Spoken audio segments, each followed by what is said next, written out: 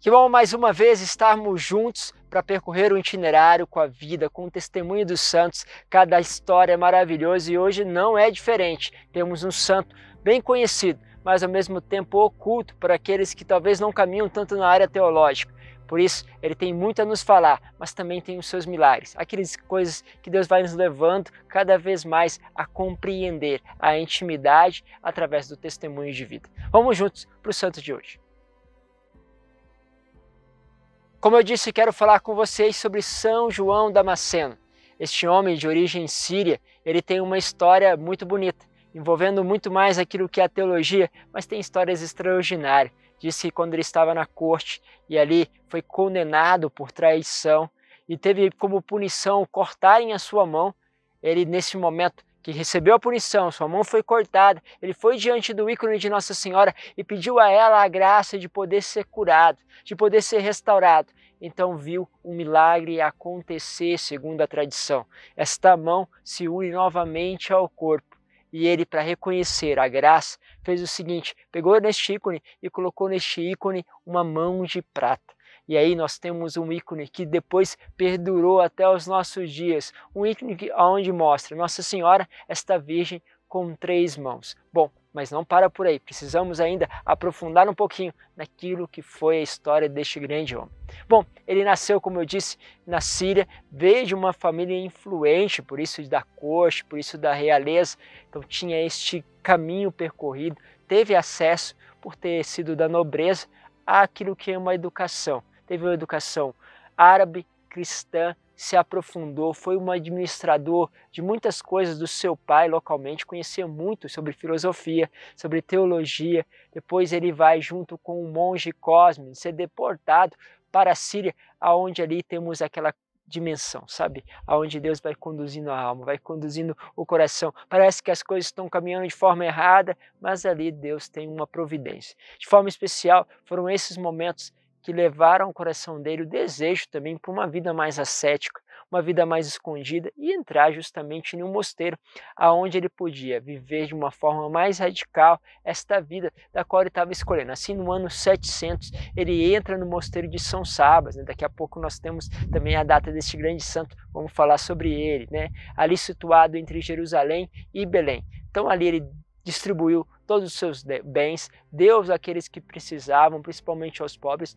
Lembro, mais uma vez, ele era da realeza, então muitos foram os bens que ele distribuiu. Depois ele partiu em peregrinação, foi a pé à Palestina, né? Ali ele realmente tornou-se ainda mais configurado a sua vida de invocação, de oração, de encontro com Deus.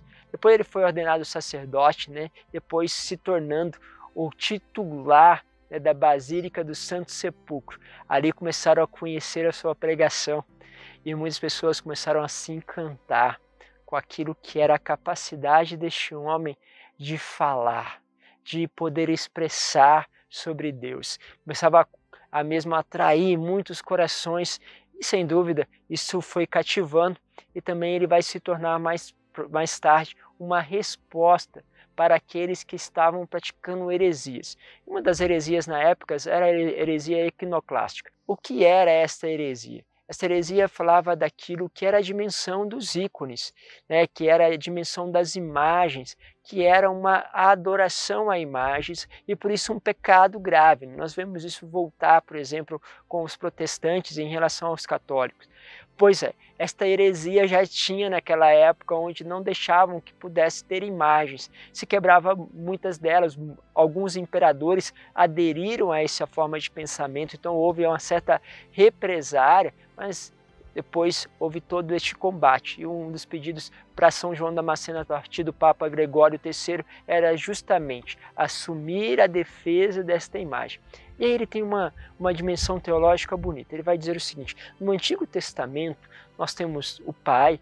Este Pai ele não se revela numa imagem.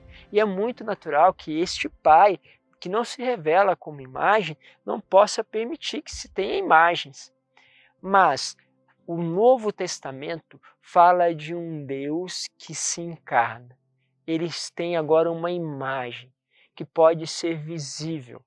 E assim nós podemos vê-lo, podemos, né, ver o verbo da vida.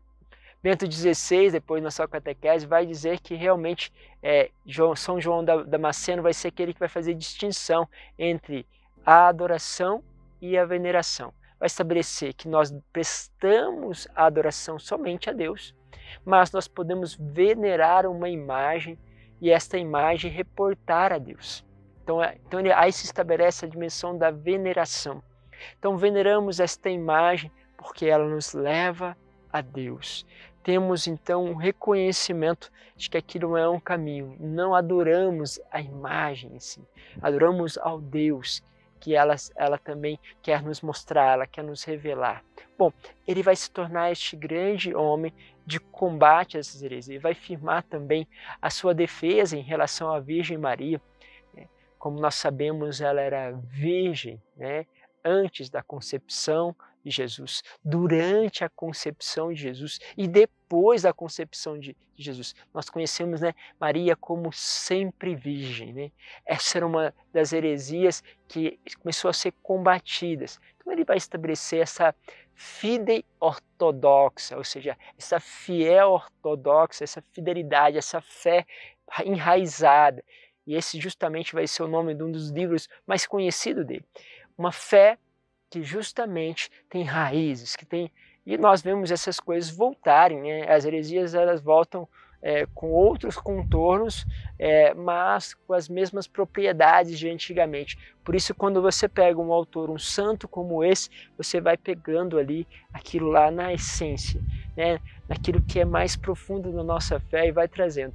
Então são explicações teológicas de um homem de oração, de um homem que conhece muito bem os caminhos de Deus e por isso pode dar este alicerce numa época em que a teologia era escrita sobretudo de joelhos, né? Ou seja, se rezava, se colocava diante de um sacrário, se colocava ali diante da presença do Senhor em oração. Por quê? Porque ali se entendia aquilo que Deus queria comunicar. Por isso, pedimos a este grande santo que possa também nos ensinar a fazer as experiências com a intimidade com Maria e, ao mesmo tempo, possamos ter uma fé que seja sólida, profunda e enraizada naqueles valores que toda a tradição da igreja foi nos deixando. Ele que era considerado assim também um padre da igreja pela sua importância, da sua consideração. Alguns vão dizer que ele era o São Tomás de Aquino ali do Oriente. Bom, deixamos todos estes títulos que vai ornando, né, a vida deste grande homem, colocamos diante do Senhor e pedimos também a sua intercessão para que Ele possa pedir a nós estas graças da qual agora comunicamos. Deus vos abençoe, Pai, Filho e Espírito Santo. Amém. Te espero amanhã para mais um Testemunho dos Santos.